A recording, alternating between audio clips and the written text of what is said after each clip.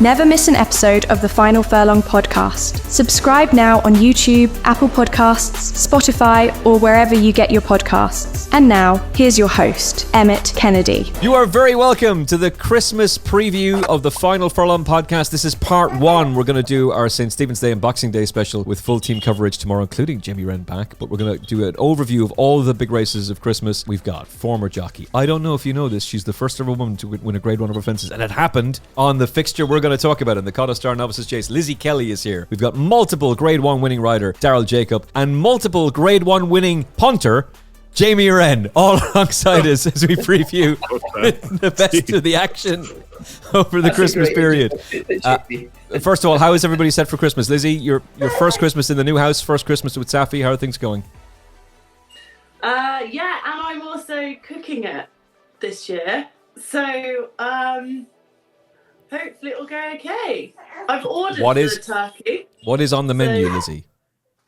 We've got a turkey from the local butcher, and he's done it with like bacon on the top of it and stuffing and all this sort of thing. Okay. And then I'm just going to put it in the oven. And hope for the best. Yeah. At some stage, it will be simple. cooked. All right, Nigella, that is detailed stuff there. Absolutely magnificent. Like, what goes around it? Do you have a starters? Is there we've got mince pies, plum pudding? No. I think we'll just stick at try and get one meal cooked before we start adding on things like starters. Although I did think I might do a chocolate mousse for pudding. Oh, see, now you're talking. I find turkey. That's just eggs and sugar and chocolate. I find turkey quite boring, but I have to say this Christmas in particular, I'm happy with boring. I'm going for the old nostalgia stuff. But I would have expected a really posh. Well, it's going to be a 7-course meal, Emmet. We're going to have this and we're going to have that. Nigella's coming. She's going to be. But no, we're going to throw the turkey in the oven. It's been ordered from the butchers, and good luck. That's it. Nice one, yeah, Lizzie. We'll put it in the microwavy. Daryl, what is Christmas like in your house? It's going to be a bit different, actually, Emmet, this year, because this year is going to be the first year that I'm going to not have to worry about my weight. So I'm very much looking forward, because last year, obviously, it was my last year. I retired nearly a year ago next week, and I was very heavy because I'd just come back from another injury. So unfortunately, I didn't have any Christmas dinner last year. For many years, I haven't had many Christmas dinners because I've always had light weight. So actually this year, I'm really looking forward to it. Eating what I want, have a few drinks, and it'd be really nice and be special just to be, I suppose, around the table with the family for the Christmas dinner, rather than me stuck in one room and them in the other room. Daryl is about to have a belly just like mine. Welcome to the club, Daryl. And Jamie, what's the plan for you for Christmas? I am working. Christmas Day. Saving the world. Well, to be fair, you are. I know. You are doing in the good morning. work. I don't have to work till 2:00, so it's not too bad. I'm off Stephen's Day. That's the main thing. Once I'm off Stephen's Day, I don't care. I'm glad that this man has his priorities in the right place. It's all about Christmas Day is great. And it's a time for family and a time for love, caring and giving. And then St. Stephen's Day kicks in for all of us. Everybody get out of our way. It's now all about the racing. Thanks very much. We're going to begin. Stephen's Day is Christmas Day for us. Yeah, we are going to begin with a preview of the King George Chase, shall we? Which, disgracefully, this might very well be the last ever King George at Kempton, or at least one of them. And that is just an utter shambles. In the world of espionage, in Moscow, they say, watch your back. In London, they say, cover your own arse. And that's how British racing is run, by a bunch of people who are only interested in covering their own arse, which is why Kempton is about to be gone. So there's no point in getting upset about it, because if you do, you're getting upset at people that don't really care. The favourite, though, for what could be a cracking renewal of the King George is one of Willie Mullins' two big guns. Factophile and Gaelic Warrior with 1xBet in Ireland are both top of the market. Jango Baie, first ever go at 3 miles, 100 to 30. The Jukebox Man, 13 to 2. So impressive in the Contenders Novice Chase a year ago. Good old Djelo. He's a really likeable horse, but we've seen him 5 times in Grade 1 company. He's yet to win one. And last year's 1-2 are big prices as well. Lizzie Kelly, who would you ride in the King George if it was your choice? I'm still sticking with the Jukebox Man. I feel like he's done nothing wrong. Discussions last time we had the Jukebox Man as a topic were about the fact that Daryl wasn't sure he really liked jumping right-handed. But I'm happy with the fact that he won the Quarto Star Novice Chase there, obviously over course and distance last year, and I think it will really suit him. I thought his performance up at Haydock was brilliant, and I certainly would say that he could have improved from that, given the fact that was his first run off the back of a relatively long break. He has got something a little bit to find on what we've seen so far, I feel, and obviously he's a novice going into open company, whereas these other horses are much more battle-hardened individuals, aren't they, who've been at the top of their game for quite a long time. But I really like the Jukebox Man. Okay, Jamie Wrenn, who are you siding with from a punter's perspective? I backed two horses when the prices came out. One was John Bond, which I got totally wrong at 33-1, and the other one was Gaelic Warrior at 6-1. They should have run him in it. What price did you get, Gaelic Warrior? 6-1. I backed to that. Go collect. Go collect.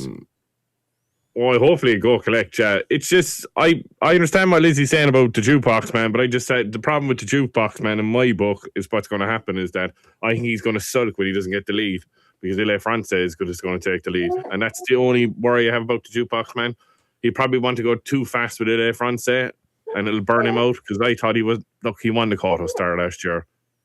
But was he that impressive? What has Highland done since? Yeah, that's what I'm worried about the Jukebox Man. Do you know what I mean? You could say Oroko won at the weekend, but even as that. I know, yeah, Oroko won the weekend. What's going on there? Oroko won the weekend. Yeah, did you see John O'Neill Jr.'s face afterwards when he was getting the trophies? Like, yeah, it told 1,000 pictures, didn't it? Look, I don't understand now. Factor Fight is joint favourite. I don't think he stays, because when he won the Browns, it was a crawl when he beat Monty Star. And they crawled for 2 miles, and it was a sprint home, down the hill, up the hill, right? And he doesn't stay. And would you be in love with him in a battle when he was out battled by Gaelic Warrior the last day? And out battled by a Dream to Share twice. Especially down the Kempton straight with 3 fences to jump, I would be hugely worried. The only danger, Emmet, is Jango Baie, the Gaelic Warrior. He's no danger. He's really good. Oh, he is. No, he's not. Oh, he is. Oh, he is. He won't stay. He is. He will stay. He'll stay better than Factor File. No, I will say that. But no, the only slight worry I have with Gaelic Warriors too is what Gaelic Warrior gets out of the bed. You know yourself. It's Gaelic Warrior is a top class horsewoman, and he looks ordinary the following day. So that's my only worry. But no, you don't need to worry about that either. These conditions, surely he'd be tracking the Jukebox Man, leave Il Est Francais do what he does, and hopefully, look, it's set up for him to win. Like, he's, to me, I think, I might be talking through my whatever, I think he's the best horse in training on his day. So I love him. I'm a huge fan of him, and I'll never forgive him though for losing the Boodles off 129. But anyway, we'll move on. Well, you know what's really weird about him losing the Boodles off 129 is the very same day he won the John Durkin Memorial Chase, Brazil was pulled up in a Pretemps qualifier at 50-1. Yeah, crazy, isn't it? Mad stuff. But no, I hope he wins. I think he should win and onto the Gold Cup. And I think, I backed him for the Gold Cup at 20-1. So we'll see. Yeah. We'll see. I wouldn't worry me if he loses to King George. I put it that way. If he's just close up, I still think he'll win the Gold Cup. Yeah, I'm not so sure about the Gold Cup. He'll win this race though. I wrote a preview of this for 1xBet. I think it'll be out tonight or tomorrow if you want to read it, and you're very welcome to if you'd like to. Spoiler alert. I thought 7-4 about Gaelic Warrior last week was a massive price, and then along comes Factor File, and now everybody has just jumped onto the Factor File trend. Well, this race is going to be ideal for him. It's going to be ideal for him. And has forgotten the fact that he got beaten by Gaelic Warrior last time out. There's a very interesting talking point about Gaelic Warrior in the sense that he is an enigma and he's mercurial and all this kind of stuff. But actually, if you look at the pattern of him, he's not. In 5 starts, over 2 mile 3 plus, right-handed, he is unbeaten for Willie Mullins. And in those runs, he has slammed Affadale Fury by 10 lengths. I know the way you're thinking by 15 lengths. Il Est Tamp by 5. Appreciated, he beats at Sandown, and he then goes and beats Factor File on his seasonal debut. Why does Factor File turn that form around? All of what Jamie just said about Factor File's stamina. He was sent off favourite, 11-10 favourite against Marine Nationale for the 2 mile Punchestown Champion Chase. So they obviously think that 2 miles is going to be more suitable for him. It didn't work out that day. I wouldn't be at all surprised if they try him again. He was beaten after the first fence that day. I would absolutely echo what Jamie said about him winning the Brown Advisory. I think he won it on class more so than stamina. Now, it's possible he goes and improves, but Gaelic Warrior is a year younger than Factifile. And I don't think we've seen anywhere near the best of him. I think this could be the first of multiple wins in the race for him. Jango Baie, I'd have a big concern about him. First of all, how many Tiger grooms win over 3 miles? Maybe there's not enough of a sample size there. Dam has produced a couple of siblings. They're all lightly raced, but the furthest they've won is 2 mile 4. One of them placed over 2 mile 6. There's just no guarantee he places, and no horse has ever won the 1965 Chase and the King George in the same season. Only one did it ever. It was Wayward Lad, won it in 1981, and a year later won the first of his 3 King Georges in 82. He's unexposed, and he could improve second start off a wind up, and maybe he's going to be a great horse. Fair play to him if he is. I think he just makes the market. I think 2 horses make the market. Factifile and Jango Baie are giving you a much bigger price with Gaelic Warrior than you should be getting. Trained by a genius, ridden by the best jockey by far in the race. Gaelic Warrior. How far does he win by? Daryl Jacob. I don't know. I still, every time I see Gaelic Warrior, he's proved me wrong more times than right.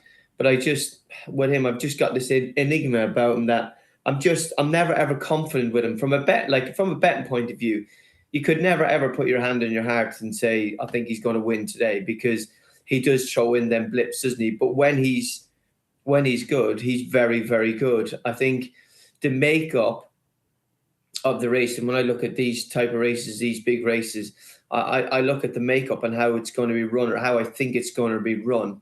And I think actually the makeup of this race is going to really suit Gaelic Warrior to an extent, because I think they're going to go hard, but I don't think it's going to be a breakneck pace like what people think. And you would think, just looking at Il Est Francais, when he goes out and he's going to go a million, but Harry Cobden's taken over the ride from him. And nothing against James Reevy. James Reevy, an unbelievable rider. Yeah. But Harry Cobden is a very, very clever rider from the front.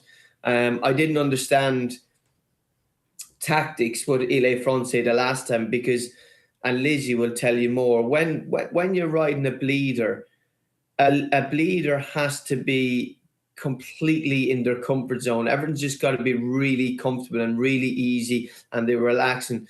Like the last day at Ascot, the horse to me was never really in that rhythm. He was never comfortable, because 1 minute he was going slow, the next minute he was going fast, and that puts pressure on their veins. That puts pressure on their heart.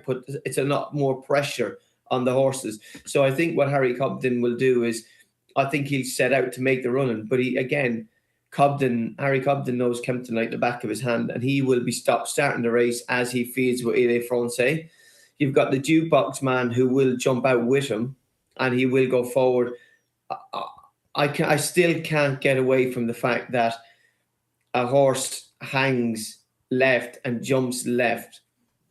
Yes, he got away with it in the Cater Star Novice Chase, but like you say, what Jamie says, the form of that race isn't anything special. He's going to be tested by going a half a stride quicker. And again, Lizzie will tell you, again, when horses are out of their comfort zone and they're going that half a stride faster, things happen and they react a lot more. It's more exaggerated than when they're all in their comfort zone. So that is my worry about him. And I do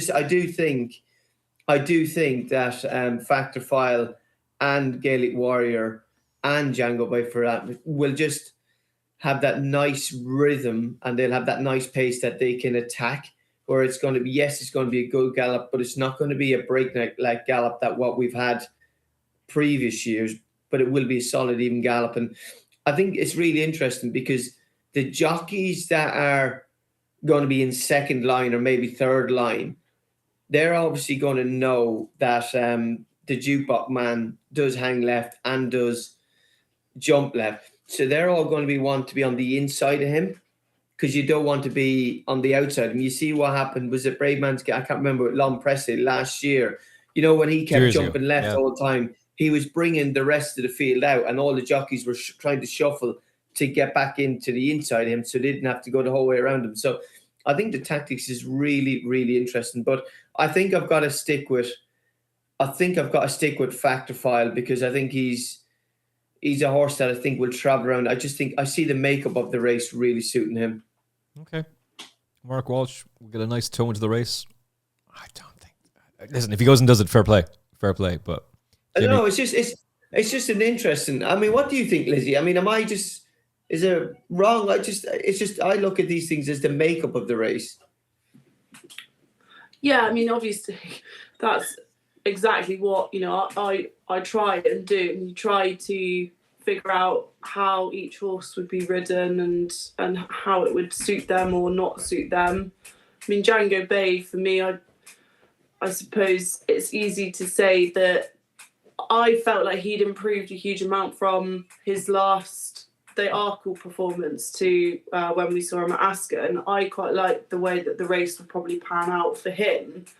But I find this quite a difficult race to analyse because I think there are holes in all of them, and it's a bit of a tricky one where there's obviously not for me there's not one that I'd like, oh, I'm absolutely set on him, like I love him, I think he's amazing. I think that there are holes in quite a few of these horses. I mean, I personally wouldn't trust Gaelic Warrior with my money. 2 mile 3 plus, right-handed, unbeaten in 5 starts. Yeah, but I think Lizzie's right. I think Lizzie's right. I generally think if you ran this race 5 times, you could actually have 5 different winners of this race. Yeah, and that makes it interesting, exciting. Unless Gaelic Warrior improves from the John Durkin, and if he does, I don't think they'll see which way he's gone, because he'll definitely stay. Whereas I don't know if Factifile will. And there's plenty of people who I really respect are saying that Factifile is going to be a big stamina merchant this year, but there's nothing wrong with being outpaced and outstayed by Galopin de Champ, but he was also outstayed by Grange Clare West in the Irish Gold Cup. That's something that I can't quite get out of my head. So I think it makes more sense for him to run in the King George at Kempton because he'll have a better chance of staying 3 miles than Savills. And I think it has more to do with that than some notion that they think, I know the way you're thinking, is suddenly going to bounce back and go and beat Galopin de Champ in his backyard. Good luck to them if they think he can do that. More on the Savills Chase to come. All right, final selections. You're with Lizzie. You're with the Jukebox Man. Yeah, I think I'm going to stick with him. If you were going to do a forecast, who would be in there for second? Jango Baie. Okay. Exacta for Jamie Wrenn. Oh, Gaelic Warrior and Jango Baie. Exacta for Daryl Jacob. What I've been hearing about Banbridge, I'm going to go Factifile, and then Banbridge to come home strong at the end of it. I'm going to be a coward and go Factifile. No, I'm going to be a coward and go. Not enough of this. Hold up. Wait a minute. Can we clip this out if Factifile does win the King George and just go, Emmet actually took Factifile? Just lie to everybody. Gaelic Warrior and the cowardly forecast is going to be Il Est Francais, Banbridge. One of the two of them to bounce back and run a massive race. They're both. I did that last year. It's not going to happen this year. Did you have the forecast in this race a year ago? Damn, they must have paid you in installments. That would have paid a ridiculous amount of money. Hey, speaking of being paid a ridiculous amount of money, if you can get your betting right, 1xBet in Ireland. Over 7,000 events for you to get stuck into every single day. Fast withdrawals, loads of new customer sign-ups, loads of incentives for you to sign up to 1xBet in Ireland this Christmas. The link is in the episode description. Click that. It will take you right there. 18 plus. Terms and conditions apply. Gamble responsibly. 1xBet knows the crack. Bet with your head, not above it. But loads of incentives and loads of special offers for you on the 1xBet website. We're just going to very briefly talk about the Christmas hurdle at Kempton, really just to touch on it and get Lizzie and Daryl's views. Jamie is going to be back with us tomorrow on the show. You can absolutely give your view as well on this, Jamie, but we'll talk about it more in depth in our Boxing Day, St. Stephen's Day special. But right now, Lizzie, is Sir GINO the one they all have to beat? Is he alive? Yeah, I mean, again, I'm concerned about Sir GINO, and I think all the feedback about Sir GINO was that it was really a very close call, that he very much died. I would have liked to have seen him before now, and obviously he was a non-runner in that chase at Newbury. Hold on one sec. Please hold caller. Safi is a little bit busy and getting stuck into all kinds of things. Right. Does Safi have a line? Because there's more leaks out of seven barrows, than there is out of the NSA. So does she have a direct line into how the horse is working? Has she heard that he's on a defibrillator? Is he okay? Do you know, she would be a fantastic spy because she's very charming. Look at her. She's very charming. Look, anyone would tell her. One work writer would take a look at Safi and just spill all the beans. Yeah, exactly. Yeah, she gets them like that. He's at least 5 gallops short. It's a bit. I mean, of all the people who could do it, Nicky Henderson's, got to be top of the list, hasn't he? Yep. It would be fantastic because the horse really was so special, and I think we really want to see this horse progress. And it, I really look forward to it, but I'm not sure I would be backing him. But who else is in there? You got Amsterdam, Golden Ace. I mean, Alexi is a massive price, I think, for what he's shown so far. I thought the performance at Cheltenham was very, very pleasing. Obviously, he was disappointing at Ascot. There's no getting away from it. But it's all about GINO, and yet there are question marks about GINO to me. And Amsterdam, I thought was disappointing when we saw him at Newcastle. Obviously we had the 2 fallers, and you thought, right, well, this is Amsterdam's race now. And I'm not taking away from the performance of Golden Ace, because I thought actually she may well have been able to beat the New Lion that day. Mm-hmm. But I was disappointed with the fact that Amsterdam looked a little bit like he wasn't sure he wanted to go past Golden Ace. Yeah. To me, it kind of looked... He sort of... The way he held his head carriage, it looked peculiar. So I wasn't entirely sure about him, which then leads you to Golden Ace, who's third favourite. And well, you do sort of think, like, why not? I mean, Imagine she wins again.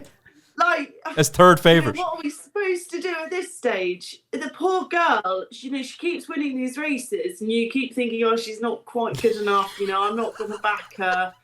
And yeah, she's won them twice, and I've just said I thought she was actually going to be able to get past the New Lion. So, it leads you to a point, but then I almost don't want to back her, because then it's more likely she'd then not win, and I would really like it if she did. So, yeah. It's a funny race. I think she's worth, she's worth seriously looking at now, as opposed to being the beneficiary of various other fallers. I think her performance at Newcastle last time, and it was also a huge step forward from when she'd been second behind Katira at Wetherby. I thought that she'd really improved from that run. Obviously, Jeremy Scott had managed to solve the issues that were clearly apparent at Wetherby. So, yeah, I thought she looked in amazing condition, even on the television up at Newcastle, which I think is quite rare. I don't think the horses look that great on TV, but she looked in really good condition, and be interesting to see how it all pans out for her. Really, I think I would probably side with her now. Okay, if the favourite and second favourite fall again, then just give her the trophy now, Daryl.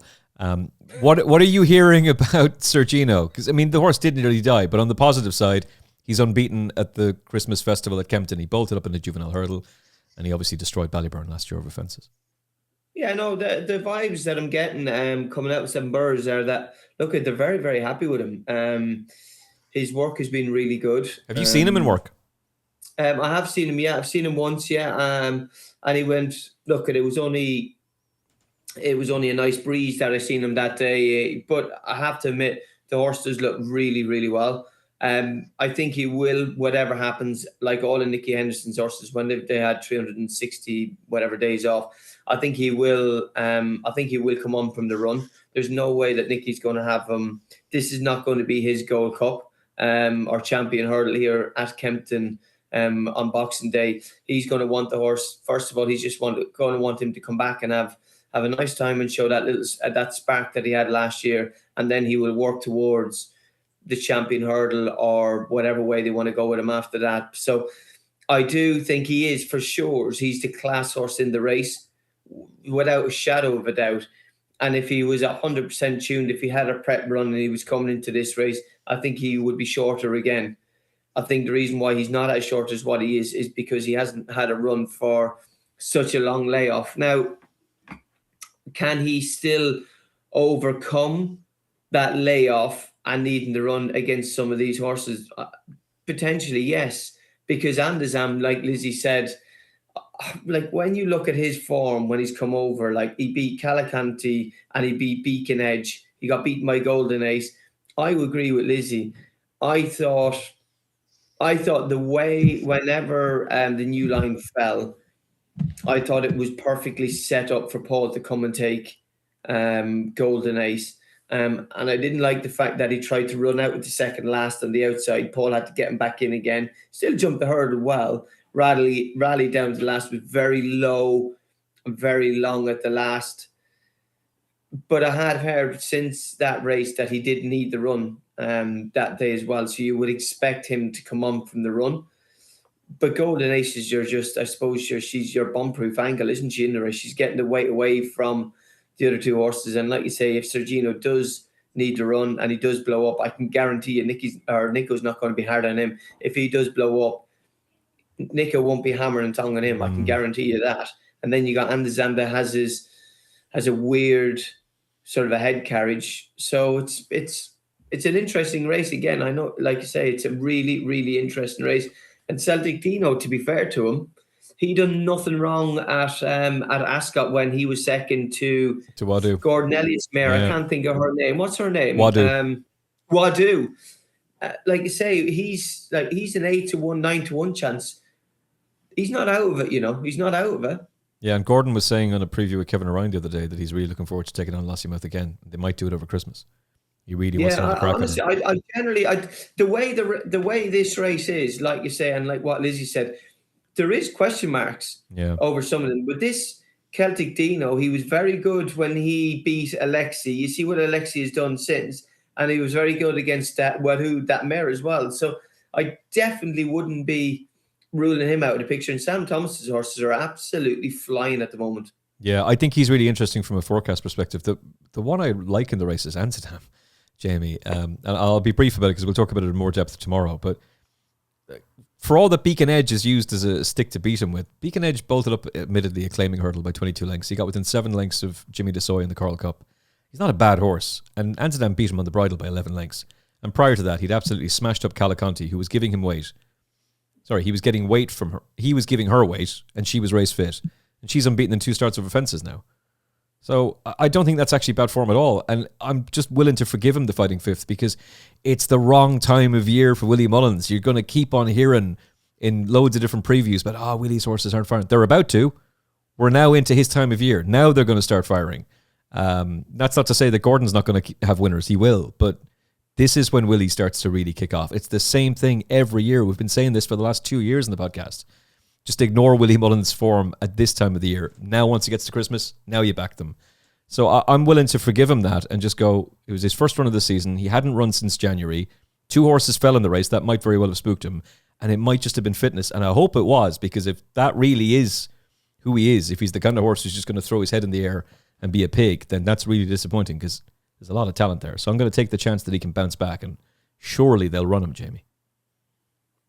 Well, they have to run him. I will say that, but I'd never back a horse who puts his head one way and his arse the other way. So no, it's just not me. Like no way. No. Thanks for that, Jamie. I don't fall for those. I don't fall for backing those horses anymore, Emmet. I've learned my lesson big time. I think he's very much a bridle horse, Jamie. That's the way I could see this horse as future. I think he's very, very much a bridle horse, and if he can come to Kempton, he will definitely improve. There's no doubt about it, Emmet. From Newcastle, I've got no doubt about it. But it's like what Lizzie said.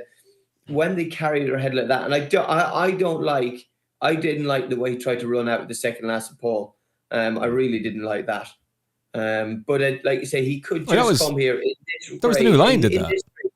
Huh? It was the new line did that.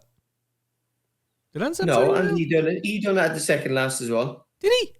With Paul, he was on the outside. Yep. Yep. I'm misremembering that. Okay. Yeah. All right. You're against them. Jamie, who are you going to side with for now? For GINO to win. Okay. All right. There's no, like, they're going back champion hurdling with him. So they know there's why is he needing into champion chase? He'd probably win that too if he ran on it. You see, so they're looking at. That's the ironic thing about it, Jamie, is the champion chase is just as weak as the champion hurdle right now, unless Marie National does something special or Masborough does something special. Totally. I agree with you totally, but they're trying to spot a gap in the market because they know he's better than Anson. And they also know that Constitution Hill is Constitution Hill now. Who told you all about Constitution Hill? Lizzie Kelly. Which Lizzie Kelly? She's been telling you from the start. I think it might be this way, actually. I think I have to do it this way instead. Sorry. We have to remember that it's the other way around. Lizzie Kelly was telling you for ages on the Final Furlong podcast to be careful with Constitution Hill. Proceed with caution. And she was right. Speaking of controversial comments on the Final Furlong podcast, Barry Connell. Barry, the amount of people who were doing this. You should take that back. You're a disgrace. You're only in the bottom of the barrel now. Coming out with that sort of a statement. Oh, the John Bond fans were not happy. Not happy at all. People wishing ill on poor old Barry Connell for daring to express an opinion, which, if Lizzie's not aware of, was Barry Connell saying, John Bond's not a proper Grade 1 horse. He just picks up Grade 1s, beating the likes of Edwardstone and Boot Hills. Sticking the boot in, he was also extremely bullish about Marie National. And when I asked him, how do you feel about the fact that you're not favourite for this race? I'm not going there. Well, they're favourite now. Maybe Jamie's going to be able to shed some light on why Masborough has gone on a bit of a walk in the betting. It might just be the sheer confidence that Sean Flanagan has got in Marie National, saying he's been working with proper flat horses and tearing them apart on the gallops, catching pigeons left, right and centre on the gallops. And Barry very pleased with the horse as well. He's now 7-4 with 1xbet in Ireland. Masborough is 11-4 to bounce back. We know Jamie really likes the horse. If found to 50 goes for the race, he'd be interesting. Dino Blue obviously can bounce back as well. Lizzie Kelly, who do you like in the Paddy's Rewards Club chase? Pretty boring, really. I really like Marie National. I think he's a really. I have a bit of a soft spot for him as an individual, anyway. But I feel like he's proved himself now at that top level. I thought his performance in the Champion Chase last year was very good, and he sort of went into it a bit of a forgotten horse, I feel. He kind of, I suppose he's, to me, I like the fact that he seems quite straightforward.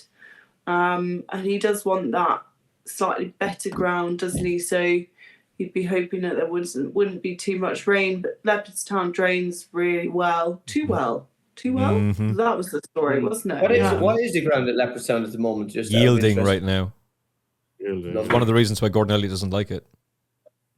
I know. Yeah, because they did all the work for the flat track, didn't they? Is that right? Yeah. Yeah. So, I really like the horse. I think Sean Flanagan gets on with him really well. And obviously he comes with like a big... He means a lot, doesn't he, Marie National? Because of his association with Michael O'Sullivan. Yeah. And I think that he's... I feel like he's a horse who... he has a story, and it's a nice one because he's going and doing big things, and I think that is all quite special, isn't it? Jamie, who are you siding with? Oh, I'm all over Masborough, Emmet, to be honest with you.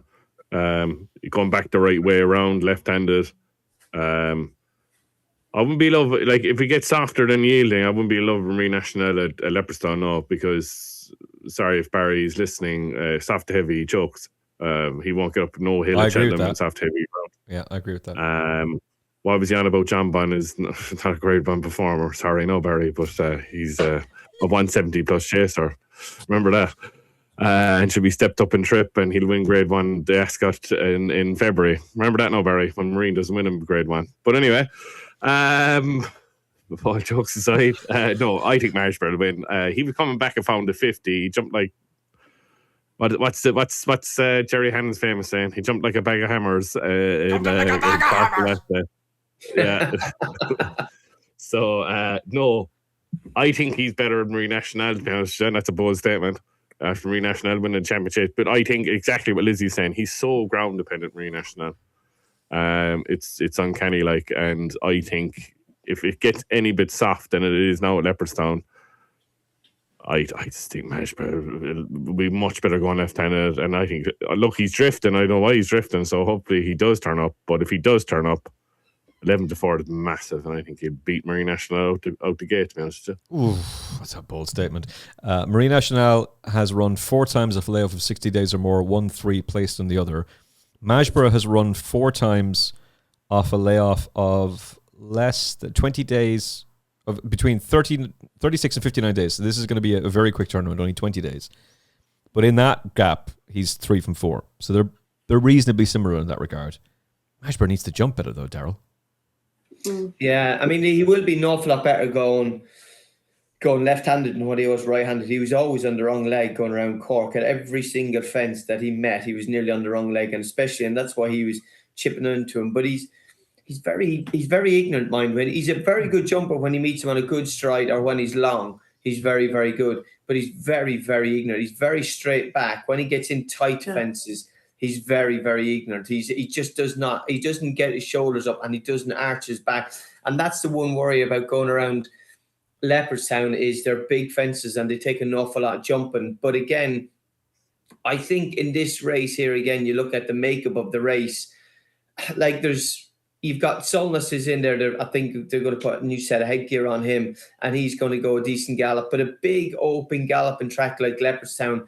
And Lizzie will tell you as well, when you've got really, really wide fences, like what you have at Leopardstown, the fences actually don't ride.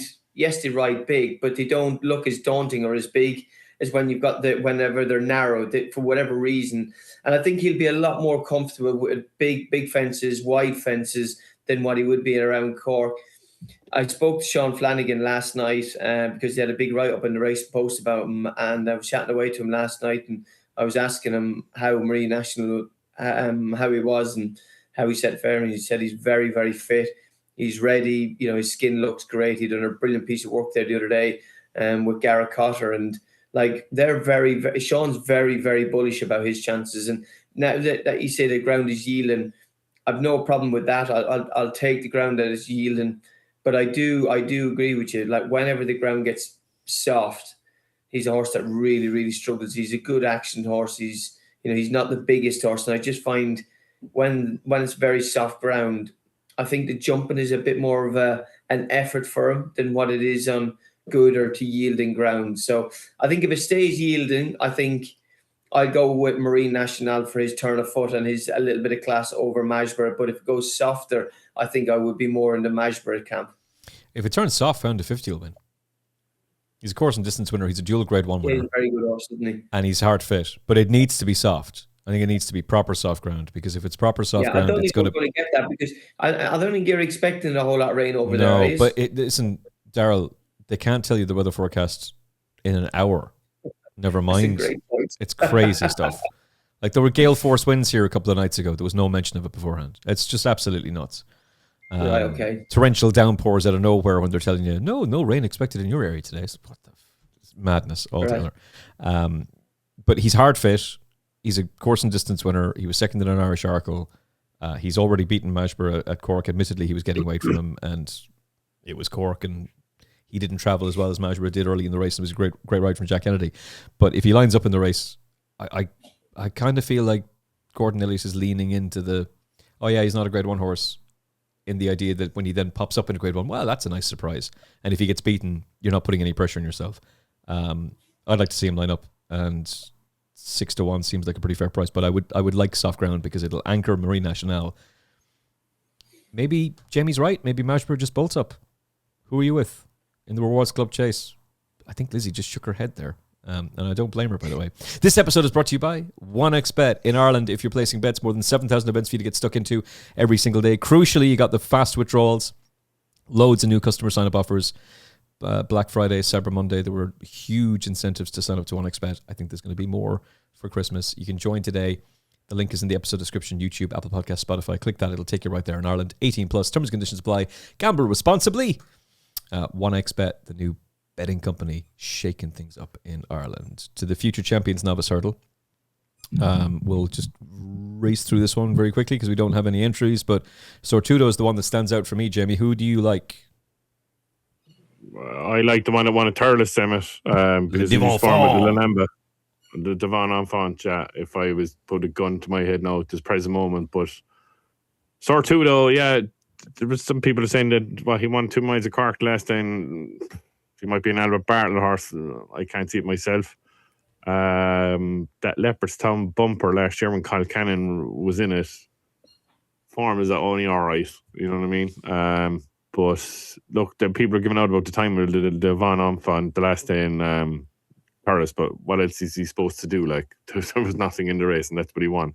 I like him. I think he's the right chance, and he'd be my pick tentatively at the moment, but I wouldn't be going mad either. Like, I kind of understand why people think that Sortudo is an Albert Bartlett horse, because he won the race in Cork that Reed and Tommy Wrong won, Daryl, before he picked up a grade 1 on him, and then he went for the potato race. Bells Hill, did Bells Hill go for the potato race? He definitely went for one of the intermediate or staying races, and he became a stayer afterwards. Bells Hill ran in the Supreme. Did he run the Supreme? Mm-hmm. And get lapped? I think he was in the Supreme, the Bake Supreme, wasn't it? Oh, was it or the year before? I'm going to have to fact check this one in real time. I'm almost certain Bells Hill ran in the Supreme. He ran an Altior Supreme. Good knowledge, beating 32 lengths. But the overall point to make is that both of those horses that won that race at Cork won grade 1s over hurdles that season. And to me, with Sortudo wearing the hood for the first time, settling really well, I don't think that means Willie Mullins is putting him up on trip. And if he does, it'll be an intermediate trip. He has drifted in the betting for this race, but that might be just because of the support for Le Devon Enfant, and this time it's too early to know. He smashed up I'll Sort That in a bumper at Ferryhouse. I'll Sort That is unbeaten in 3 starts, including winning a grade 3 hurdle. So the form is there. He beat Jalan Dudery fair and square, and he was incredibly well backed beforehand before he smashed him up as well. Minimal improvement will see him very, very hard to beat, and Willie Mullins' horses almost always improve from first to second start. So I'd say there's a lot more there. Sortudo is the one I'd be with. Daryl, who would you like to ride in the race? I was just looking at their Levine Enfant's form there. He was 4th at a toy to La Lumba before he came over. Imagine that Willie Mullins sending, a superstar grade 1 horse like this down to Thurles. It's crazy, isn't it? I know you got to get them all out, but it seems mad, isn't it? Like, they saved the track, man. You got to send the stars there to justify saving the track. But to be fair, Willie does send an awful lot of horses and a lot of good horses down to Thurles. So he does. A lot of his good horses have gone down there. But it just, it's just, that's a bit like, Nicky Henderson or Paul Nichols sending one of their grade 1 horses down to Plumpton on a Monday or something like that, isn't it? I just find it fascinating. But that's where Constitution Hill is going. Thanks. A nice old handicap hurdle at Plumpton. Good stuff. We have Jacob. Don't yourself to service comparing Thurles to Plumpton. Oh wow, that's a bold statement. I'm just saying, grade 1 tracks, are they? Let's be honest with you. But anyway, we have got Talk in there. He was impressive at Ferryhouse on his last run. He came on an awful lot from his Limerick run whenever he won. He's in there. We've supplemented him in there, and we kind of need to find out a little bit more about him. But he's a horse that's a really good mover. Won't mind the ground if it's yielding the soft. He's got a little bit of pace. His jumping is a lot slicker now. So we're interested to see how he gets along in the race. Okay. And Lizzie, for you? It's got a bit of strength and depth, hasn't it? And having a look through, Love Me Tender, he's unbeaten. He's not been tried at this kind of level. But was he a non-runner? Was he a non-runner in the grade 1 on his last run? Where was that? Or a decent race? Yeah, he was a non-runner in a grade 2. Ferryhouse, the Royal Bond. That's it, the Royal Bond, yeah. Yeah. That was a shame he's taken out of that race. Yeah, so like they obviously, they entered him in this. So, they think he's worth it at this level. I mean, he did win a Grade 3 down at Tipperary, but he's not gone to this height yet. But he's certainly of interest and unbeaten as well. And he's a full brother to Gainsborough, who had a lot of hype surrounding him. Whether he's lived up to that remains to be seen. All right, Willie Mullins bingo. That's our first Willie Mullins bingo. A good note of mention for Love Me Tender. A good note of mention for Le Divan Enfant. Sortudo is absolutely the pick for me. And Talk the Talk is a horse to very much keep in mind for the double green. The Paddy Power Chase is the first of the handicaps. Is a really good name for a horse. Sorry. Talk the Talk is... It's a really good name for a horse, isn't it? Really good name. Yeah. Oh, it's a praise for the double green because you were. I named with that, Lizzie. Lizzie was slamming the double greens mug earlier on. Daryl was showing off his brand new. He was so proud of his brand new double green mug, and Lizzie's like, "That looks really cheap. Why don't you get one of those hand painted ones?" Like, oh my goodness. Lizzie, problem as usual. Lizzie brings me right back down. Oh yeah. If Daryl ever gets a little bit of a swagger about him, Lizzie will knock that stride right into shape very quickly. All right, the Paddy Power Chase. We've all been caught for the McNamara team, who were in great form and was second to another McNamara horse last time out. 2 rejuvenated from previous stables. French Dynamite. We've all been caught 10-1. We've all been caught for this race, and of course they've won it before for the Silks. Ballysax Hank, fresh from his American adventure, a 12-1 shot for a stable now in much better form. Is Harry Cobden going to come over to partner Captain Cody? Does he even run? Will Paul Nichols be happy about him coming over on the 27th? Does it even matter anymore, Paul? Can you actually keep him, Paul? There's another question. We would just build a pin in the grenade and throw it in there. And then there's loads of other horses as well. All right, who's on your short list? I'm going to go to Jamie. Who is on your short list for the Paddy Power? I'm backing only one horse, Emmet, and I know you should back one or two, but it was like last year when I used to lose a lot of money on a Gavin Cromwell horse owned by JP Van Manis. Then he finally won the Paddy Power last year in Percival at Galway, and I'm going to say the same theory, but he's trained by Henry de Bromhead. Oh no! Waterford Whisper. Oh! I can't let the horse go. I'm sorry. So, before you could do my next sentence, now you should quote the Healy Rays. So, yeah. No, I think it's more like... If you stop waffling, we might get some work done. Why is Waterford Whispers now suddenly going to spring into in a valuable handicap chase? Because there's a day in him. It's like any horse. There's a day in him, like. So how concerned are you that Henry... Technically, I'm form. Like, he's 14-1. He should be 44-1, or if there is such a price, 40-1. So he's 14-1 for a reason. He's only 10 stone 6. He's off America 1/3. Honest question: how concerned are you about the fact that Henry de Bromhead, one of the nicest men in racing and a brilliant trainer, is 1 from 33? I know, but look, Gavin Cromwell went through that as well, so I wouldn't take any notice of that. To be honest, so it's JP as well. Like, so yeah, no, he's the one just sticks out a mile to me at the moment for Whispers. I just can't let him go. But as I say, Emmet, this will be the last time I'll back him if he doesn't win. Oh, you say that now. And then suddenly... I'm saying it now. The first time that you don't back him, you know what? Correct. He's going to win on the bridle. You know that. Gamble responsibly, Daryl. Sometimes you just have to admit, nah. I've seen this before. Yeah. He's even... Look at the IHRB handicapper. Look at the handicapper. Beaten 5 3/4 lengths by Will the Wise. No relenting at all when he sent off 11-8 favourite and beaten 21 lengths by the Capo. Still 130. Still 130. So the handicapper knows there's a big race in this fella. But is there? Well, we've a special guest now. Look. There we go. Hey! Who's behind? Who's this? Oscar. Hey, Oscar. Oscar, what's Santa bringing you? He won't tell you, boy. Trust me. Good man, Oscar. You keep that to yourself. You wait until Santa gives you your... You don't tell. That's between you and Santa, and then Santa will sort you out. All right, Daryl, who would you ride in the Paddy Power Chase? From Waterford. I am... Do you know what? I'm going to go down the very bottom. I think he's massively overpriced, and it's Blizzard of Oz. 25 to 1. Okay. JJ rode him in the Hennessy. He had a good prep run at Wexford. He beat Rocky's Diamond when realistically he wasn't ready that day, but he still beat Rocky's Diamond. Rocky's Diamond is a brilliant yardstick. Came over the Hennessy. We had him prepped for the Hennessy, and he was in second gear the whole way around. And at that cross fence, he absolutely took it with him, and his race was over there. Mark my words, there's a big race in this, lad. There's a big handicap in this race. I think he could nearly step up into Grade 1 company, second season novice. But he just has to get his act together. He can make stupid mistakes at stupid times, but if he does have a clear round, he won't be far away. He's massive. I think he's a massively overpriced at 25 to 1. Okay. I'll give you the short list that I've got anyway. We've all been caught this very obviously interesting, and the McNamara stable are just geniuses being able to rejuvenate horses, and I've always liked that horse as well, so it'd be great to see him back in the winner's enclosure, but he's well found in the betting, so I'm not going to put him up. Back me or sack me, if it was back to the proviso, if it's really soft ground. They really went for him on good ground at Cheltenham. Sent him off 13 to 2, and he ran a really, really big race. He stayed on very strongly under a power pack Seanbone ride when it looked like he was well beaten. He's had 63 days to recover from that race.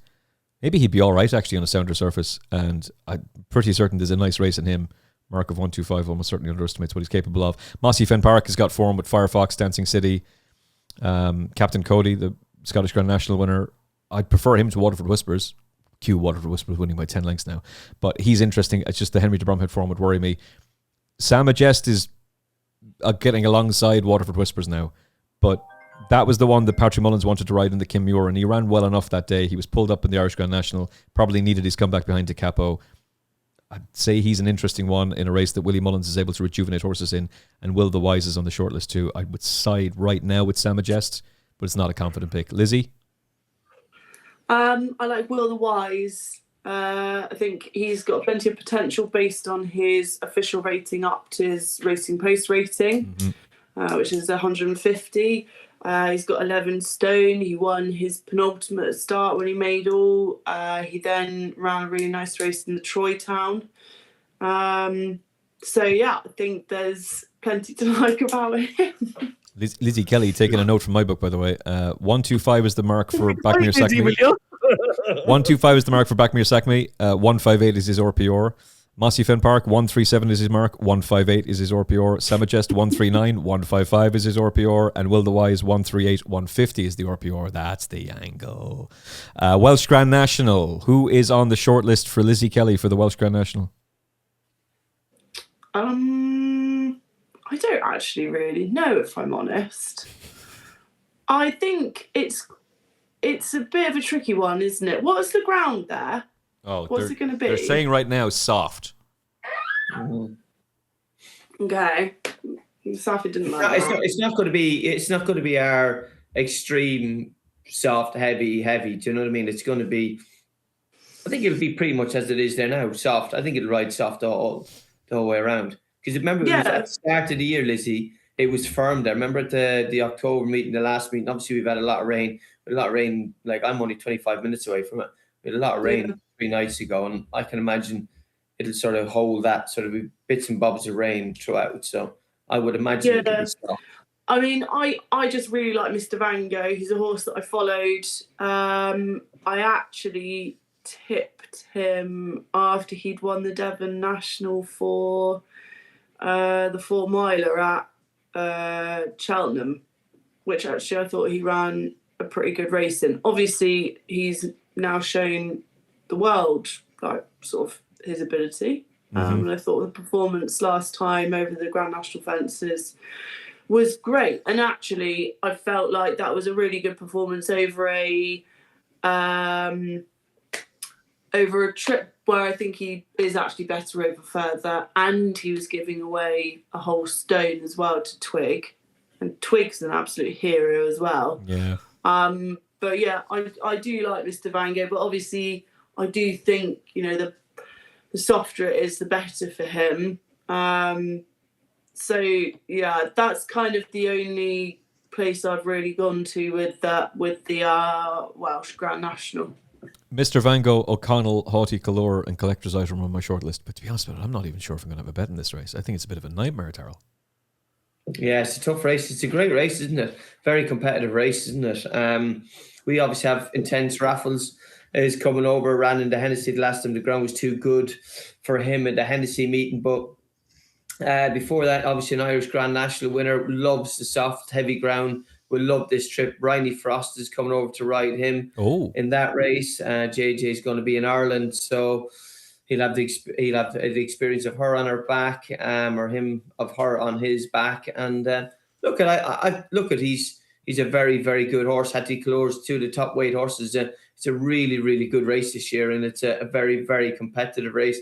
O'Connell is a horse that I've ridden before in the past. I finished second on him. I should have won on him, but I got tied down to the wrong instructions. But he's done very, very well. And off 10 stone 5, the further they go, the better he goes, and soft conditions won't be a problem for him. So he'd be a major player in there as well, O'Connell. Start of last season, I asked you who's the horse you're most looking forward to riding, and you said I can't wait to ride Intense Raffles in the Grand National. Now, obviously, you didn't, and it didn't quite work out for the horse. But the form with Nick Rocket, if he's back to that form, then even off top weight, he'd have to have a big chance, and we know he likes soft ground.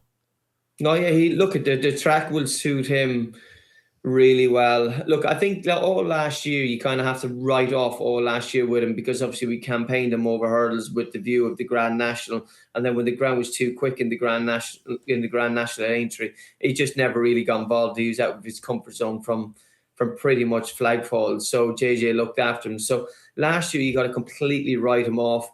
I thought his run at Clonmel, if I'm being totally honest with you, I wasn't thinking straight after the race he's run really well. If I'm being honest with you, I was really disappointed with his Clonmel effort. I didn't think he wanted to go. I didn't think he jumped particularly well. There was so many negatives, in my opinion, about him. But when he ran, Ben Bromley rode him in the Hennessy the last day. He got him out. He got a good start on him. He jumped really well. Even though the ground was too quick for him, he was still there or thereabouts, jumping the 5th last, and they just sprinted away from him and he kept coming home. So actually he's had a nice sort of a makeup or a pipe opener for this race, and this race should really be his Gold Cup, really. You know, he's a quality horse, soft, heavy ground. 12 stones not a problem for him because he's a big, fine, big, strong horse. There's so many things that are in his favour, and like I say, the further they go, the better they go. And he's not a slow horse either, so he's going to have the luxury of being able to sit in the first 5 or 6 in the Welsh National, and that's the position that you need to be sitting. You need to be sitting in the first 8 in the Welsh National the whole way around. Did we just get an exclusive that Bryony Frost is going to ride him? Yeah, he can do. Yeah. She is riding him. I can tell you that confirmed. Now. All right. Well, then 14-1. Exclusive or not, I've no idea, but it's confirmed that she is riding him. Yes. I was very interested in him. Now I'm just going to back him, and that's the only bet in the race for me. That'll do. Bryony Frost, Intense Raffles. There you go. The form with Nick Rocket, it's all there. All right, Jamie Wrenn. There you go, Emmet. Who wins the Welsh Grand National? You heard it first.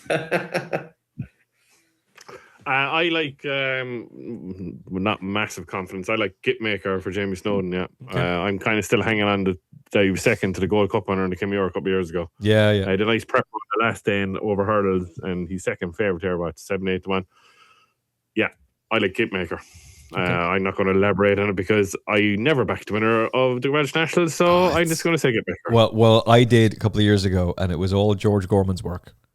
He came on the show and he told us in great detail how Nassalam was going to absolutely bolt up, and that's exactly what the horse did. I think Mon Big Dude was the only winner of the Welsh National I ever backed, and thank you, Paul Carberry, for that. But after that, that was Jamie. Yeah, that was outrageous. That was outrageous.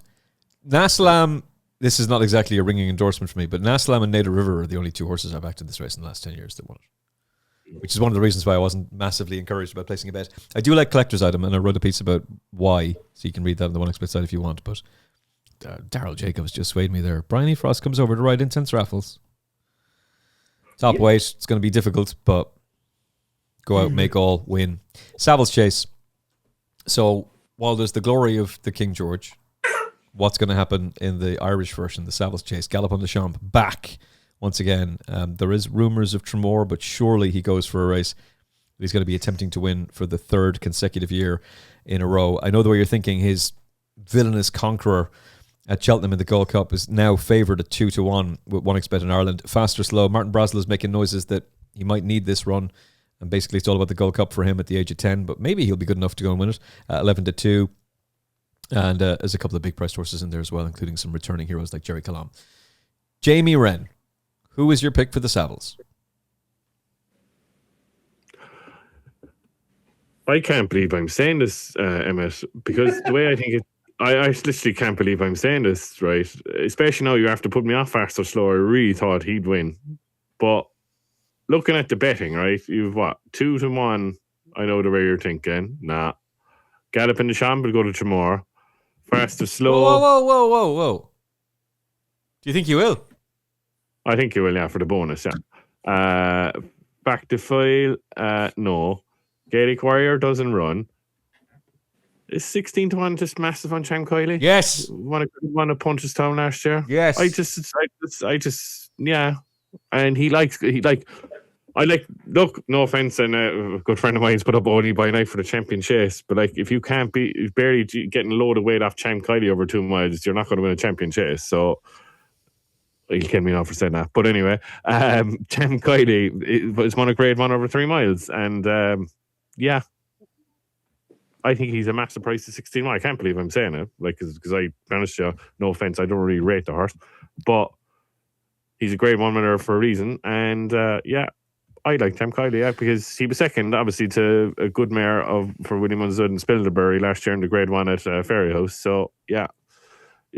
By the way the race is going to cut up, I think 16-20 trades value at the moment. Hold up. Wait a minute. You're the man who was told that Lossiemouth was going to go for the Moikiana when no one else knew. And you took advantage of that and spanked the bookmakers to the point that you're no longer allowed darken their door after you spanked them so much. Have you been told that Gallop on the Champs is going to Tramore? It's just between friends. I was told he's going to Tramore, yeah. But then they come out in the media and saying he's back at Christmas, but they don't say what he's back for Christmas for. Like, the only thing I will say, Emmet, look, he's probably one of the best chasers to ever run around Leopardstown in my lifetime anyway. But he's always had a run in the Durkin before Leopardstown. Even though if he runs here, I'd be worried about him first time out, regardless if it's his favourite track. He's always had his prep run Durkin, Savills, Durkin stuff, and I would really worry about him, even though he's mustered around Leopardstown. But I worry about him. Even if he runs at Leopardstown, I wouldn't touch him, no, and he'll win at the DRF because he'll get it like he always does. Because the jockeys, sorry, 2 lads are jockeys. I respect the jockeys. He gets soft leads around Leopardstown, and I'll always say that. Well, if he goes to Tramore, I wouldn't be so sure he'll go to the Irish Gold Cup, because I'd say if he goes to Tramore, they'll just. That's the other side of it. I think it could be an all moving forward if he goes to Tramore and save him for the Gold Cup. Whereas if he goes in this race, I'd be absolutely adamant he'll go to the DRF. Yeah. To win what? 3 or 4 Irish Gold Cups? 4th Irish Gold Cup. 4th, yeah. Wouldn't it be? 3rd, 3 or 4 anyway. Yeah. No, but I like Cham Kiley. I think Cham Kiley's massively overpriced. I agree with you on the Cham Kiley angle. I absolutely agree with you on that. Look, he's not getting any younger. He's 9, so you kind of have to get on with him. He's race fit. Again, the whole Willie Mullins angle of his horses improving from first to second start in the season. He smashed up Ballyburn. Okay, it's Ballyburn over fences. He was a disaster, but Stellar Story isn't a horrible horse, and he just won that with ease. And I think there's a fair old question mark over Fast or Slow. I like the horse an awful lot, but he was beaten a long, long way in the John Durkin. And that was a pretty serious injury that took him out last season. I'd need to see, I know the way you're thinking, do it again, Daryl, to trust that you can't gaslight me. You can say as much as you want about the Gold Cup. Like, there was all this talk when Gallop on the Champ bolted up in this race about there you go, and that just goes to prove now that the Gold Cup doesn't actually take anything out of horses. Who was well beaten in that same race? A Plutard, falling out the back of the telly. The record of horses who finished first, second, or third in the Gold Cup, their subsequent runs, is atrocious. And I would need to see, I know the way you're thinking, do it again before I'd ever believe he can do it again. Yeah, I'd want to see. You sound like Willie O.D. there, Emmet. You should take that back! It's going to be a fascinating race. I do see an angle with Gallop in the Champs going to Tramore. I know the way you're thinking. I mean, realistically, a Gold Cup winner coming back with the pace that they went in the John Durkin, he was never ever going to be lie up, and he was never going to be ridden very. And the stable were rank. Huh? The stanky stank off the stable at the time as well, and now they actually are winning. So yeah, they're winning. So, but I wouldn't be backing. There's no way would I be backing him at 2-1. No. I actually do think though, Fast or Slow. I know he's a 9-year-old turning 10. He actually did run a lot better. If you go back and look at that race properly, and you look the way Fast or Slow he was the only horse that was ridden prominently to go with the other two boys. And JJ said he had a massive blow halfway down the back straight. He had to sit up on him, and it sort of knocked the wind out of him a little bit. He made a mistake at the 5th last and tightened the 4, knocked an awful lot of wind out of him. And he was quite happy the way he stayed on nicely at Punchestown the last time. So I would think I know the way you're thinking. Galop de Champ, he's 11-2 at the moment. I think he's a big enough price, if I'm being totally honest with you. But then I do go back down for an each way horse. I actually do. You remember Jerry Colombe once upon a time. Mm-hmm. They were talked about him as the next big thing. He was a Gold Cup horse. Second, obviously, to Galop de Champ a few years in the Gold Cup. And he had a decent run at Down Royal when he was in the... what's the race that Kate Star used to win? What's it called? The J and Wine. The J and Wine, yes, well to NY Allen. That wasn't a bad run after a good layoff as well. So I think he's massively overpriced at 25-1 and on ground. He's very versatile. The track, there's plenty of things in his favour as well. Okay. So who are you going to side with overall? I'm going to go with Fast or Slow. JJ Slevin. Okay. I'm just looking at an article here that JJ Slevin did about his horses to follow for Christmas. All he said about Fast or Slow is, he runs in the saddles. And it's a detailed breakdown of every other horse. That's all he had to say. Yeah. He's in good form. He's in good form. Well, so coming from JJ anyway. Is he? Yes. Yeah. I don't know. 0 from 4 at Leopardstown. Lizzie? Well, if my favourite horse, Galop de Champ, isn't running... hold on. Sorry, Lizzie. Sorry, breaking news. Quote from JJ Slevin. Fast or Slow is going to be in there. He gave Galopon a bit of a run in the Irish Gold Cup, but Galopon at Leopardstown at Christmas is hard to beat. He's so good around there and he loves those fences. I'm riding Fast or Slow. I'm really looking forward to it. He's a standout horse for me. He had a lovely run the John Durkin, and now he's stepping back up to 3 miles. Hopefully the ground will not be too soft for him. Fine. Okay. All right, take it back.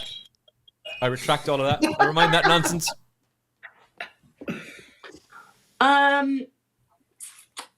Fast or Slow kind of was like the horse that was supposed to be taking on Galop de Champ before he got injured. I also like Jerry Colombe, but is he definitely running? I mean, he's got a couple of entries. I think Jerry might go to Tremor. I think Jerry might go to Tremor. Yeah, it was just really happening, does it? I mean, it's a long time since we've seen him, Jerry Colombe, November 24. What year are we in? Yeah, 2025. Yeah. Good question. Good question. About a year. In 10 days, it's 2026, Lizzie. Yeah. That's why it's so confusing. It's always changing. So I definitely really like Jerry Colombe. I did think that he was very impressive in the bowl at Aintree. I thought he was very impressive when he was second in the Gold Cup. And that was the year there was the loose horse, wasn't it, in the Gold Cup? And he kind of didn't really get the rub of the green in terms of where the loose horse went, did he? Is that right? I'm thinking of the right race. Yeah. You could argue that horse actually, I'm not going to say that it cost him the race because Galop de Champ is brilliant, but he would have been a closer second. Oh, that's sort of what I meant. Like, it really didn't help him out at all, did it? So I do quite like him. Grange Club West put in an amazing performance to finish third in a Grade 1 around Leopardstown. I can't remember if Irish it was Gold Cup. this race. Yeah. He was second. So, yeah. Was he? Yeah, he got past Fact to File towards the end of the race. Oh, that's right. Yeah, and he's 25-1. And I just sort of think, when you're not really sure where everybody's going, that might be more of an angle to take, actually, more of a big price each way, as opposed to, at the moment, I don't know where everything's going. So, well, it's funny you mentioned Grange Clare West, because I was starting to get interested in him for the King George, and then they took him out. He was 100-1 shot for that. But this race would suit him better. And it seems a bit fanciful to say that a horse who was third in the Grand National is now going to come out at the age of 9 and win a Savills. But I honestly have a huge question mark over, I know the way you're thinking. I know Gavin Lynch thinks he's a massive bet for the Gold Cup. Gavin Lynch is one of the people I respect most in the world, never mind in racing, in the world. So I strongly respect that opinion. I just can't get that Gold Cup stat out of my head. So if he bounces back, fair play, but I don't want to back him at 2-1. Fast or slow, I was there at Punchestown. It was fine. I just think he's better going right-handed. And the Martin Brazel comments I didn't like. So look, if he goes and wins, fair play. The form is there for him to do it. The other two boys don't run. I mean, Galopon really should run in this race. He really should. He's going for 3 in a row in it. He loves Leopardstown. He won first time out in a Novice Chase at this meeting. I know he's an older horse now and he's taken on more battle-hardened opponents, but I think if he lines up in this race, it's a signal of intent that they feel he can win it. If he goes to Tremor, then they obviously don't feel he can. And it's not yeah, that would be my concern for him in context of the Cheltenham Gold Cup. Yeah. Because that's what did you say? What bonus is it? Sorry, what bonus? Yeah, what's the bonus? Driscoll whiskey, isn't it? We're putting up a $100,000 bonus, isn't it? Or is it more? Do you know that new whiskey? To win at Tremor and then more and win the Gold Cup then, yeah. Okay. Win the Gold Cup. Well, then it would make sense for him to go for that race, in fairness. I think Grange Clare West is very interesting at a big price to stay on for a place, at least. And if he doesn't have Galopon de Champ to worry about, then he should probably be shorter. There's several things to look at with him. He bolted up in the Neville Hotel's Novice Chase at this meeting a couple of years ago. So it's not a case that he doesn't act at Christmas time. Last year when he was pulled up in the John Durkin Memorial Chase and then got beaten in this race, he probably needed it because he'd been pulled up in the John Durkin. This time around he's been beaten 68 lengths in that race, but I mean, it was the John Durkin Memorial Chase. That wasn't going to suit him. He can improve first to second start. He's interesting for a place. Jem Kiley is the one I'm going to side with Jamie at 16-1. I think he's the more interesting one with potentially a bit of upside, and Grange Clare West is the other scumbag each way bet to hopefully get into the frame. And if Jamie Wrenn is right and Galopon de Champ, proceed with caution. Jamie's not telling you for sure Galopon de Champ doesn't turn up in this race. But if he doesn't turn up in this race, you heard it first from Jamie. Insert colourful language, Wrenn. Christmas Hurdle is the next race we'll talk about. First of all, this episode is brought to you by 1xBet in Ireland. If you're betting in Ireland, over 7,000 events for you to get stuck into every single day. Rapid withdrawals, loads of new customer sign-up offers for you, loads of new incentives to sign up at the 1xBet site. The link is in the episode description. Click that, it'll take you right there. Terms and conditions apply. 18 plus, gamble responsibly. 1xBet knows the crack. Bet with your head, not above it. If you're looking for a bookmaker who'll look after you this Christmas, 1xBet is the place to go in Ireland. Ballyburn is the 11th-8 favourite for the Christmas Hurdle. Tihupu, he's conqueror last time out in the Haddon's Grace, is 7-4. And then it's pretty much whatever price you want about the rest, including a horse that I'm sure Jamie's going to be interested in the Yellow Clay. Yeah, I'm think he's hugely overpriced today. The one, Emmet, to be honest, yeah. He definitely needed a run. Wouldn't be loved to the ground the last day against Colonel Mustard at Navan.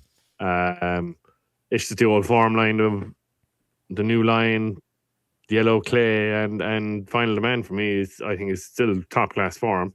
I'd be controversial here if New Line stood up in the fighting 50. He'd absolutely romped him, even though he was all over the track. But he's still beating Golden Ace. But Bob Ollinger here, you've home by the leave, Tiupu, Ballyburn. Look, I just have a theory about Ballyburn. If you can't stay 3 miles over fences, you can't stay 3 miles over hurdles. I think he's just too keen for 3 miles. But look, the head carriage, you know him at the start of the season, and the head carriage is he's eating grass first run of the season always. Kind of comes up a small bit. In his second run, he's better than for the third run. But I think, Emma, we were talking about it before. I just think he's in the wrong race. I think he should be campaigned as a all and out, flat out 2 miler and just let him go in a champion hurdle, to be honest with you. I don't look. Hopefully he proves me wrong, because I love the horse. He proves me wrong in the Christmas hurdle over 3 miles, but I just don't think he stays. Tiupu had a tough race, I thought, the last day. Very ground dependent as well. If you see yielding, I don't think Gordon Elliott would be in love with that. And I think if it's any but good to yielding, Garnet will pull Tipu. And that's just it's a factual fact. That's what he will do. So I think he'll leave the Yellow Clay in, and I think if 8-1, I think it's massive East Way value, and I can't see him out of the first 2 or 3 anyway. So yeah, I'm all over the Yellow Clay. I think he'll win. Now that Tiupu has been beaten in the Stairs Hurdle, I think they're just going to run him as much as they can, and I'd say he'll win this race. He'll stay 3 miles. Well, I understand that, but he won't run him if it's any bit goodish, though. Yeah, but he won very comfortably at Punchestown in yielding ground. So if it's yielding, he'll be I know, I understand that. I totally agree. So I was there the first time he won there as well, and it was a goodish ground. I don't know what the problem is, but I suppose they go for it at the end of the season, try to win another Grade 1, which is understandable, but I would be worried if it's not soft enough for him. That's an absolute fair concern to have, particularly when you're talking about a horse that's 7-4. We're not talking about a horse that's 11-4, which he was a couple of weeks ago at least. But look, Ballyburn's obviously very interesting, Daryl, but he's 3 from 3 at Leopardstown. He stayed on very strongly in the Hatton's Grace, and Ruby Walsh sounded particularly bullish that he would turn the form around with him the next day, almost dismissive of Tihupu, which is why I'll take great satisfaction when Tihupu beats him.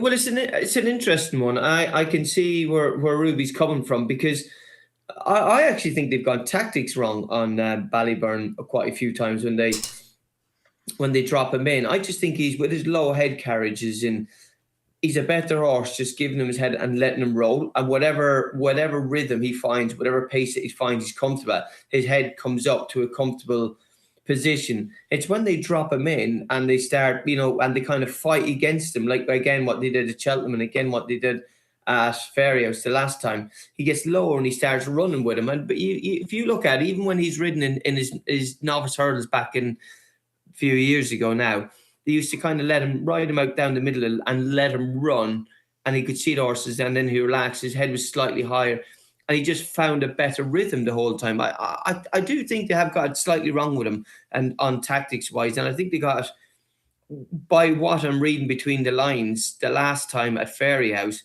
Willie and Paul's quotes, the last time is they got tactics wrong against Tiupu.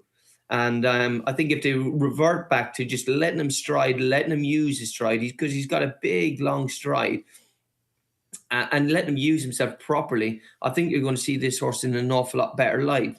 So I think he'll stay if they let him roll the way he wants to be ridden. I think he'll stay. So I'm a big fan of the horse, I have to admit. I'd love to ride him. It would be great to see him bounce back, in fairness. Like, there's no question the talent is there. 11-8, I'm with Jamie. I'd take him on. I'm with the other Gordon horse, though. I'm with Tihupu. The Yellow Clay's a lovely horse as well, but we're all split, basically. Choose your fighter. Tihupu, Ballyburn, or the Yellow Clay. Couple of races I love the Yellow Clay, though, Jamie. I tell you one thing. You got to shout out for him. He's 8-1 in this race. I know he got beaten the last time, but I love the Yellow Clay. Okay, Lizzie's back just in time. Who are you siding with? So settle this for us. 1 for the Yellow Clay, 1 for Tihupu, 1 for Ballyburn. Lizzie Kelly says... Oh wow. I'm actually Tihupu. Yes, Lizzie Kelly! I think they've done a really good job of keeping him at that top level, haven't they, for such a long time. And I don't particularly think that we've seen that peter off when he beat Ballyburn last time. I think you can obviously make the case that it was a tough race for him, but I think they've been very sparing with him, and he's able to go and do it, isn't he? Let's go. 1 trip to Limerick. We're going to look at the Guinness 0-0 Faugheen Novice Chase. How far does Final Demand win by? Jamie Wrenn? If he jumped off now, went backwards, made 10 mistakes, and he jumped to second last just now, and he'd win. Yeah, it's a penalty kick. I find it difficult to disagree with that, Lizzie. For all that, there'll be plenty of people who'll say, well, hold on a second. Predator's Gold smashed up Wingman by basically the same distance that Final Demand beat him by, and you could argue there's a bit more substance with Slate Steel in there as well. Sentimentally, though, the McManus horse that was bought, I hope he wins, but Yeah, Connor King trains that. That Oscar's was, brother, that was yeah. an interesting move, wasn't it? Oscar brother, wasn't it? Yeah. Yeah. And he comes in with plenty of experience as well. He said, 4 starts over fences, and he's won his last 2. But Lizzie, who would you ride in the Faugheen Novice Chase? Oh yeah, Final Demand. I mean, you would have picked him as he was coming up the hill at Cheltenham Festival 6 months ago, wouldn't you? He's class. He's just waiting to be a chaser. His performance at Navan, I thought, was very good. And yeah, you can make comparisons with. Hang on.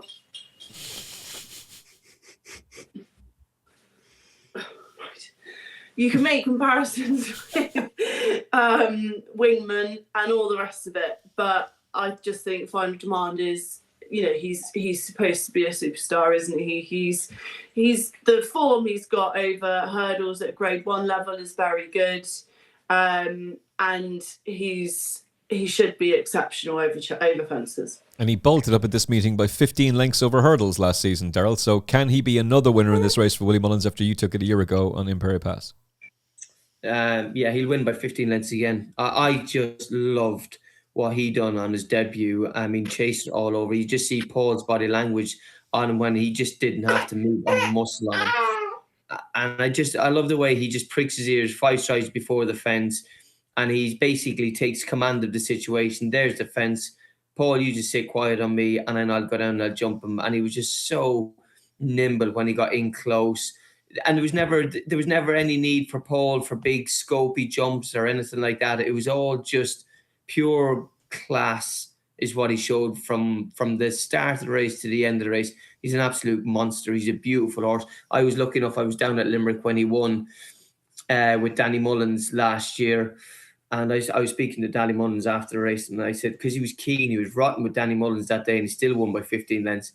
And I said to him, that must be a fair tool. And that was the day that he caught my eye down at Limerick a year ago. And he'll go back down there again. He'll do the same thing again. Every €30 you put on, you'll win 10. Don't complicate your mind. Just stick him in every single multiple you're doing and thank us later. Now, none of us are napping him because we're not that kind of podcast. Nap of the Christmas festival is Final Demand and 3's on. But just get stuck in. GSI, in the words of the great Willie Mullins. Get stuck in. Gamble responsibly. Past performance is not necessarily indicative of future performance. The last race, December Hurdle, the Grade 1, Lossiemouth, over 2 miles at Leopardstown. The last time she ran over this trip at this track, she fell. 13th date on. Brighter days ahead. Absolutely destroyed the opposition in this race a year ago. Looked a world beater and then completely bombed out in the Champion Hurdle and got spanked by Jade DeGrugia at Punchestown. I spoke to Michael Leary about him over the summer. Wouldn't fill you with confidence, and they were going to go chasing and they're in this race instead, but hey, she might bounce back. Anzadam surely goes to Kempton. Wadu is an intriguing runner if he goes. Aranci needs to find another leg and bounce back. El Fabiolo, the Fabiolo, he's back. Jesus Christ. Cashel Lad, Hello Neighbour. Oh, dear God. This was the beginning of the Jamie Wrenn, Emmet Kennedy relationship when he tried to talk some sense into me and say, don't do it, Kennedy. Don't back that horse for the Triumph Hurdle. He's got no chance. And I refused to listen. And Jamie Wrenn was right. Who are you siding with in the December Hurdle, Jamie? Won't be the first time I was right above you.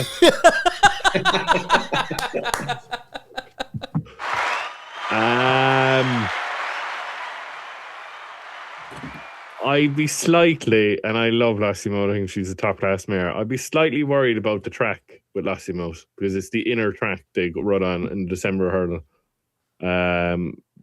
Because then they come to the outer one into Dublin Racing Festival. It's really in the inside track, which really suited Brighter days ahead last year. Obviously, another quote will say she jumps like a table or like a bag of hammers at home. That's why she's not going chasing. She just probably would they finally come out and admit, sorry enough for Cornelia, I'm not giving up about Cornelia, but come out and admit that she can't jump fences. She's a hurdler. So I think that this race last year, though, Emmet, possibly ruined her champion hurdle tilt. I agree. Unbelievable last year. I remember if Sam had looked in the wing mirrors, and it's easy to criticize in hindsight, but if he'd looked in the wing mirrors and not been as hard on her. Yeah. You can't do that, and then you can't win by 30 lengths and then go. Look at Hawkway. No, you can't. You can't back that up. Masterminded won a Queen of the Champion Chase by half the track. He blew out the next day. Caught a Star won a King George by a furlong. He got beaten in the Gold Cup. You can't do that. Yeah. No matter how good you are. You can't do that. No. The only slight worry about Bright Days Ahead is obviously she had Downride, she had Punchestown, and she had Leopardstown actually 2 runs before the race. So I'd like to see her before backing her at 7-2. Do you know what I mean? Look, I think it's between the top 2. I don't know. He might be setting Woodhoo down here. I wouldn't be in love with Woodhoo after 2 miles. She took ages to win the Ascot Hurdle to get up. I think I wouldn't be shy of her putting her up to 3 miles, to be honest with you. But I was interested in that because didn't Danny Gilligan ride her that day? And after that, I thought she looked all for the world that she would be as kind of a stayers hurdle tab. And then I'm sure that Danny or Gordon came out and said that she's got speed that she could go back to 2 miles. But I didn't quite see that myself. I didn't see it either, to be honest with you, Daryl. So I don't know what they're talking about there, to be honest with you. But look, Woodhoo is a penalty kick for the Mare's Hurdle. There was no lassie mouth. Put that way, Joe. Go and collect. But yeah, slight race a bit. I'm not going to nail my colours to mast here for once, Emmet. And I had 2 horses I backed Brighter Days Ahead last year in the Champion Hurdle and was very disappointed. So no, it'll be a watch race for me, but it'll be an exciting race, especially with the 2 of them in it. I mean, Lossiemouth just probably wins, Lizzie. Just goes out from the front, makes all and wins. But do you want to back her at odds on? No, it wouldn't be my sort of style at all, to be honest. Brighter Days Ahead, to me, I found last season for her a bit kind of confusing and I felt like her run in the Champion Hurdle was almost overlooked because of obviously so much that was going on in that race. I can't remember if we've talked about this before or not, but I just found the whole thing with Brighter Days Ahead quite confusing because it looked like the chap that was supposed to be giving her the lead, the pacemaker, sort of forgot at the start that was what he was supposed to be doing because he sort of missed the start, which was kind of like his only job. And I don't want to be boring, but Lossiemouth, she's quite clinical, isn't she? In the sense that she does the job, and she's well able to do the job. I don't think that's changed, and everything that we've seen of her is straightforward. You know, she is kind of clinical, and you know, even the last time we saw her, she obviously beat absolutely nothing, really, did she, in the Morgiana? But she did it incredibly easily, and I love that about her, that she's kind of like a hitman in that way, isn't she? She loves it. So yeah, I'm going to stick with her, I think. You mean kind of like an assassin and not like that rogue of a horse that Paul Nicholls trains? Oh, no. No, not like Hitman. Yeah. Like a Hitman, yeah. She's a rogue assassin who just goes in, gets the job done. But that being said, and I know Ruby Walsh will tell you that official ratings mean nothing at the very top level, and to a certain extent he's right. But, Daryl Jacob, Lossiemouth is rated 159. She's a 6-year-old. She's battle-hardened. We've seen plenty of her. Wadoo's rated 154. Doesn't have a whole lot to find with her. And I understand that you think she might be more of a stairs hurdle candidate, but right now the ground at Leopardstown on that specific track is soft ground. And if they run her, do it, Gordon. Do it. Wouldn't be some crack if Jack Kennedy chose her over Brighter Days Ahead. And then there's a big gamble develops and she does Lossiemouth on the day and ends Lossiemouth's champion hurdle prospects. And the whole division gets completely thrown up into the air. Yeah, look, you can see where her form is absolutely rock solid. She's only been beaten once, isn't she? She's a very, very good mare. That again, I suppose the day at Ascot when she won, the ground wasn't that bad. So the softer ground will definitely play into her hands if it does stay soft. You definitely wouldn't be afraid of her at all. Like to have a go at her. I mean, why not? Because at the end of the day, they kind of need to know. Now is the time of the year that you need to know where you're going with the horses as potential for Cheltenham and for Aintree. Now is the time you want to be finding out. You don't want to be finding out whenever you get to them big festivals. I would run her personally because I think she deserves to be there. Yeah, she's a high quality mare. She deserves to be there. I mean, you got to look at, like, Lossiemount is a very, very good mare. Don't get me wrong. She's very, very good, and she was very good at Punchestown the last day. Like, brighter days ahead, they've got to press the restart button on her, because whenever she beat Stateman in this race last year, she never looked, her next few runs, she never looked comfortable. She had her head high. She didn't look like as if she was striding out. She was very short in her action. I didn't think she jumped very well. And I think that day when they beat Stateman here, on that day, I think that pretty much finished her season. She went to the well there and she just never, ever recovered. So it'll be interesting to see how she recovers from that. Again, she hasn't ran for 240 odd days. So she will probably need the run out, because she's then fine, big, and Gordon always said to her, she looks like a gelding. She's a big, strong mare. So you would like to think, a bit like Honesty Policy the other day, will need to run a little bit. Whereas this Wahood comes here on the back of a really good run at Ascot, behind beating some really, really quality horses on ground that she's going to like, against opposition that she's very, very capable of beating on any given day. So she could be a really, really fascinating intended runner. The only other horse that would interest me, or the only other race that would interest me for Wadu at this time of year, is the Raquel Hurdle, and we don't have any entries for that. But this is the grade one. Just try her. Learn now whether she's a Raquel Hurdle was grade 2, isn't it? Yeah, but she wouldn't. And would she have a penalty in that then? Probably, because she won a grade 2 the other day, which yeah, she might be able to overcome given her ability. But yeah, it's an interesting assignment, isn't it? Yeah. But yeah, I would have. But it is a fascinating race. I mean, if you look at the Champion Hurdle, the Champion Chase, very, very open, aren't they? Massively so. Massively so. And that's why the idea of Celtic Dino winning the Christmas Hurdle is not too far-fetched. The idea of Wadu winning this race is not too far-fetched. Lossiemount's probably going to win. Probably very simple. Don't complicate your mind. She just goes out, makes Alden to Paul Town and wins. I would fancy Wahoo definitely to be in the placings, though. But she did fall the last time she ran over 2 miles at Leopardstown, and she beat nothing the other day in the Moygan. I mean, Paul Town had basically said that right after the race. So yeah, we've learned nothing. We've learned absolutely nothing. And Glenn Killen. It was a gallop. It was a race gallop for Glenn Killen is well beaten when he comes. How much money did she pick up, mine? That was a grade 1. Yeah, it was clever in that regard. But Glenn Killen is well beaten in the Hatton's Grace when he falls at the last. And I don't even know how he fell, by the way, because he should have been all right to just jump that, especially with the other two fellas gone. Okay, Christmas crackers, the naps, and maybe any other business. Jamie Wrenn, save your Boxing Day, St. Stephen's Day nap for tomorrow's show, but what is your nap of the other race days? The nap is Le Van Enfant and the future champions Novice Hurl, and each way bet of the whole meeting is in the Christmas Hurl over 3 miles is Djelo Clay. Nice. I'm loving the confidence. Lizzie Kelly, your Christmas nap. I'm gonna go for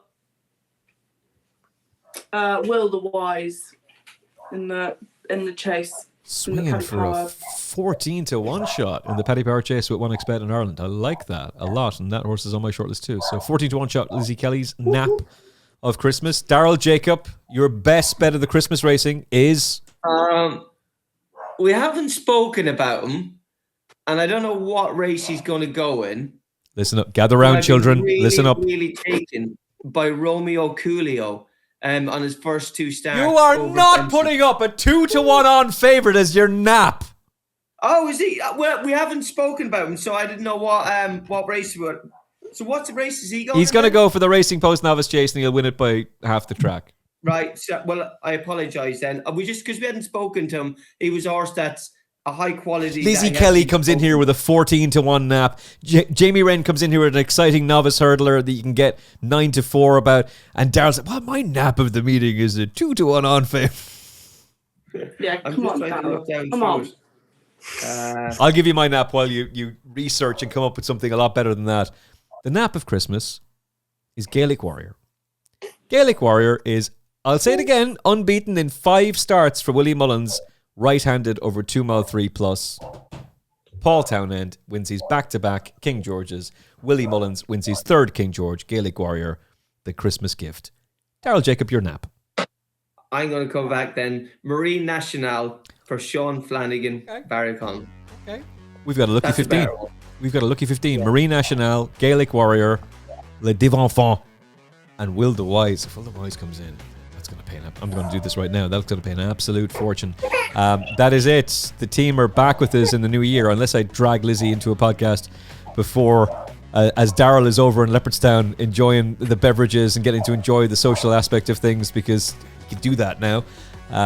Before New Year's, might drag Jamie into that as well. We'll see. And there's still a podcast to come previewing the best bets for Boxing Day and St. Stephen's Day with George Gorman, Peter Michael, Andy Newton, and Jamie Wrenn as well. We might even do a New Year's quiz before the end of the year. We haven't done a quiz for quite a while, so we might really do that. Shout out to the Race Hour boys who did a really good quiz the other day and gave us a shout out too. So we might do something on those lines between now and Christmas. We're back with you on 23rd for the St. Stephen's Day Boxing Day preview. Hopefully you'll join us then.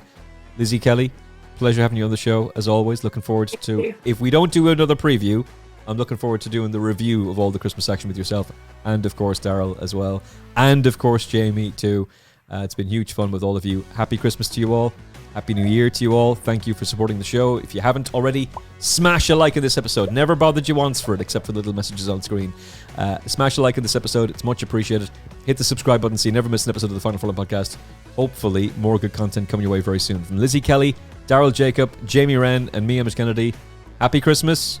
We'll talk to you again very soon on the Final Furlong podcast. Look after yourself and each other. God bless. Thanks for spending some time with us on the Final Furlong podcast. We're independent media, so if you like what we do, hit like, share, and subscribe. It's free, it's quick, and it genuinely helps. And if you enjoyed this episode, there's plenty more where that came from. Don't miss out. Subscribe on YouTube, Apple Podcasts, Spotify, and all major platforms, and join us on the gravy train. The Final Furlong podcast, independent, unfiltered, and powered by you.